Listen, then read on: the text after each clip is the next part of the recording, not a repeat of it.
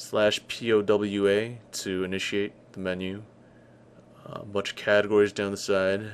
I'm going to make one for demo, and all those blanks are for spells. Now up here at the top of the effect editor, that shows what your warning will look like, and it allows you to configure that. In the bottom, that's what configures the or what triggers the warning. So as you can see, it comes with a lot of pre-organized graphics that you can use, which will pop up when your trigger is initiated. So for this, we can go with Hand of Protection as a demo. We could also change the color of our warning, as you can see right here. Opacity, it's just how transparent it is. 100% is the equivalent of 0% opacity. And as you can see, you could alter the size, the position, and so forth of your warning. You can make your warning so large that there's no way you could ever really miss it. Also, we want to turn off this conditional. They've got a lot of conditionals here. I'm going to start off by turning off resting, since we're in a city. I want it to show warnings while rested. Now I'm going to activate a timer with this graphic. I go to the left and press twice. I press test twice, and then I configure the look of the timer. There we go. As you see, it's a question mark right now in the spellbook, but that'll change soon once it first reads our thing in the combat log. There you go. Put Hand of Protection on myself. It activates the graphic. Pretty nifty. It's got a timer too for when it's going to run out.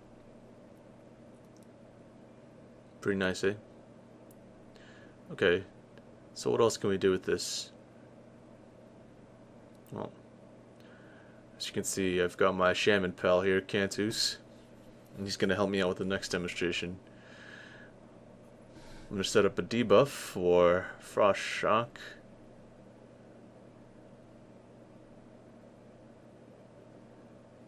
And they've got a graphic here that says slow, pretty convenient. Turn it to blue since it's frost. I think it makes sense. Opacity and size, so forth. Position.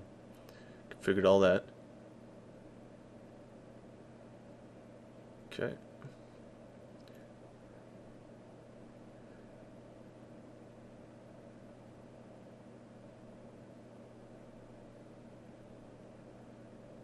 Okay, a bunch of power orders just went active. I didn't think about those.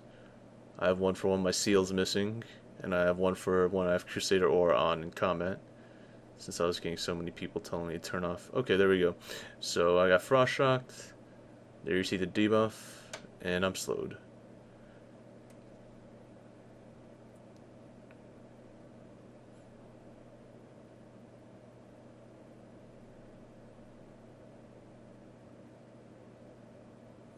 Okay, I'm gonna copy here the same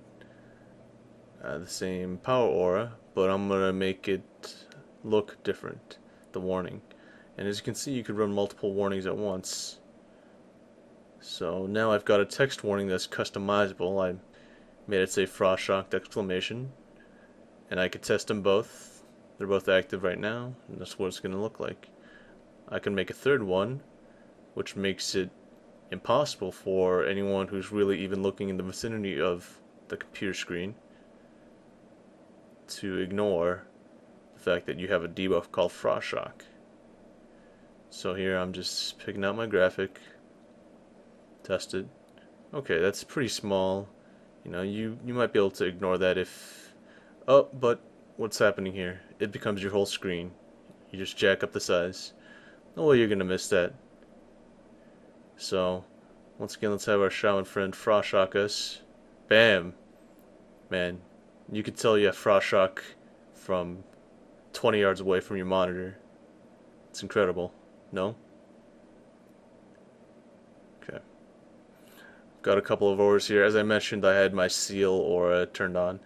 As you can see, there's the graphic for my seal power aura.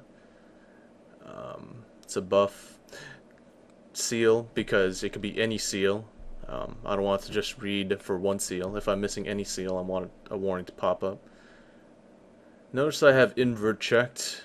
Only shows when the buff or debuff is not active, which is what I'm looking for here. When my seal goes unactive, I get a warning. So, okay, I click off my seal here, and bam, there's my warning. That could very easily be your commanding shout, your, I don't know, your molten armor, whatever warning is important to you. Same deal here with Crusader Aura. If I'm about to pull a boss and I've got Crusader Aura on, I recently set up a power aura to tell me so.